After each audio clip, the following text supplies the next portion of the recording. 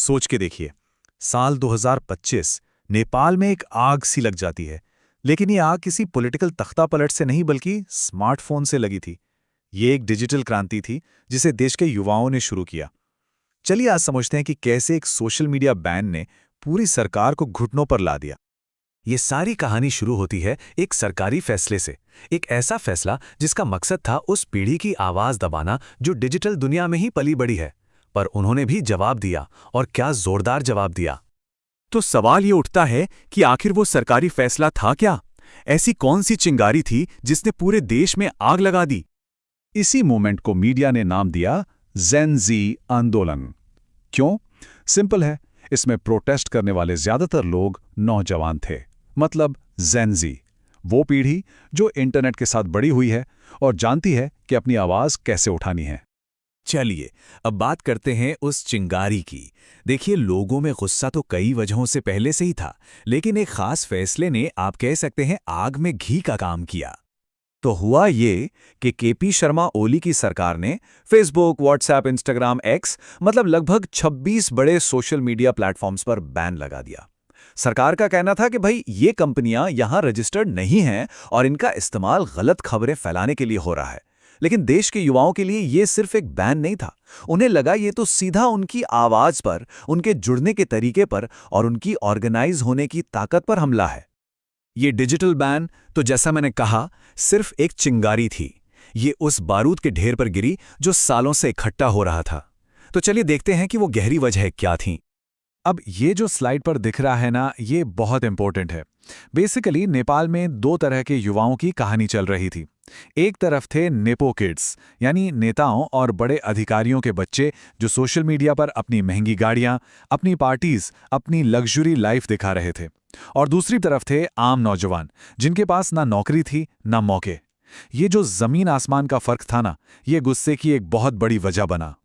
तो वजह बिल्कुल साफ थी, करप्शन, नेपोटिज्म, आर्थिक अवसरों की कमी।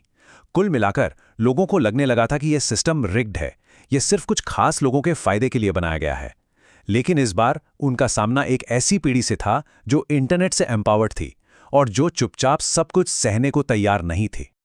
और फिर यह सारा गुस्सा एक विस्फोट की तरह सड़कों पर फूट पड़ा। चलिए देखते हैं कि कैसे सिर्फ 2 दिन के अंदर पूरे हालात बदल गए। तो सबसे पहले ऑनलाइन कॉज दिए गए प्रोटेस्ट के लिए। फिर 8 सितंबर को काठमांडू में हजारों स्टूडेंट्स अपनी स्कूल यूनिफॉर्म में ही सड़कों पर उतर आए। शाम होते होते ये प्रोटेस्ट्स हिंसा में बदल गए। सिक्योरिटी फोर्सेस ने आंसू गैस, रबर बुलेट्स का इस्तेमाल किया और अगले दिन यानी 9 सितंबर को मामला और गंभीर हो गया। गुस्साई भीड़ ने पार्लियामेंट बिल्डिंग पर धावा बोल दिया और सरकार को आखिरकार सेना बुलानी पड़ी। इस हिंसा की बहुत भारी कीमत चुकानी पड़ी।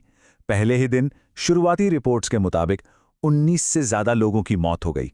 ये आंकड़ा ही बताता है कि सिचुएशन कितनी आउट ऑफ कंट्रोल हो चुकी थी। और एक दिलचस्प चीज ये हुई कि प्रोटेस्टर्स की मांगें भी इवॉल्व होती गईं। मतलब शुरुआत में तो वो सिर्फ सोशल मीडिया बैन हटाने की बात कर रहे थे, लेकिन जैसे जैसे आंदोलन बढ़ा उनकी मांगें भी बड़ी हो गईं। अब वो करप्शन के खिलाफ अकाउंटेबिलिटी चाहते थे, नेपोटिज्म खत्म करना चाहते थे और आखिर में तो प्रधानमंत्री के इस्तीफे और पूरे सिस्टम में सुधार की मांग करने लगे। इस युवा आंदोलन का असर इतना जोरदार हुआ कि इसने देश की सत्ता की बुनियाद हिला दी। आइए देखते हैं कि इसके आखिर नतीजे क्या निकले। प्रोटेस्टर्स को पहली बड़ी जीत मिली जब सरकार ने पब्लिक प्रेशर के आगे झुककर सभी 26 सोशल मीडिया प्लेटफॉर्म से बैन हटा दिया। लेकिन ये तो बस शुरुआत थी।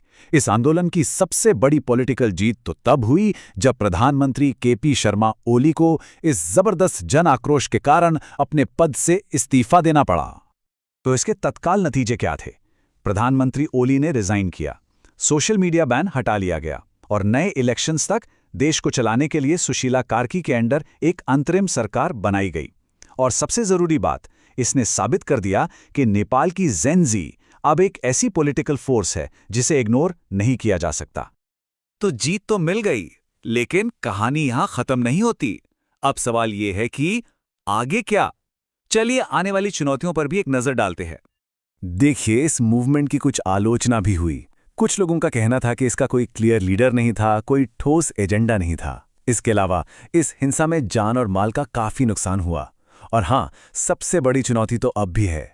सिस्टम में गहरे बदलाव लाना, जैसे करप्शन खत्म करना, ये एक लंबा और मुश्किल काम है।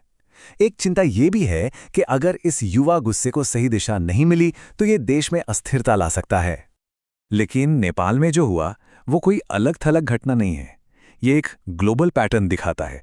जब टेक्नोलॉजी निराशा से मिलती है, यानी जब टेक्नोलॉजी सेवी युवा सिस्टम से फ्रस्ट्रेट हो जाते हैं, तो नतीजा होता है बहुत तेजी से होने वाली लामबंदी, मतलब बड़े बड़े आंदोलन। तो आखिर में सवाल यही बचता है, क्या ये नेपाल के लिए एक टर्निंग पॉइंट था, एक नई शुरुआत जिसे वहां की ज़ेनज़ी ने मुमकिन बनाया, या फिर ये एक अधूरी क्रांति थी जिसकी चिंगारी तो भड़की, पर क्या वो सिस्टम की गहरी जड़ों को जला पाई? इसका जवाब शायद आने वाला वक्त ही देगा।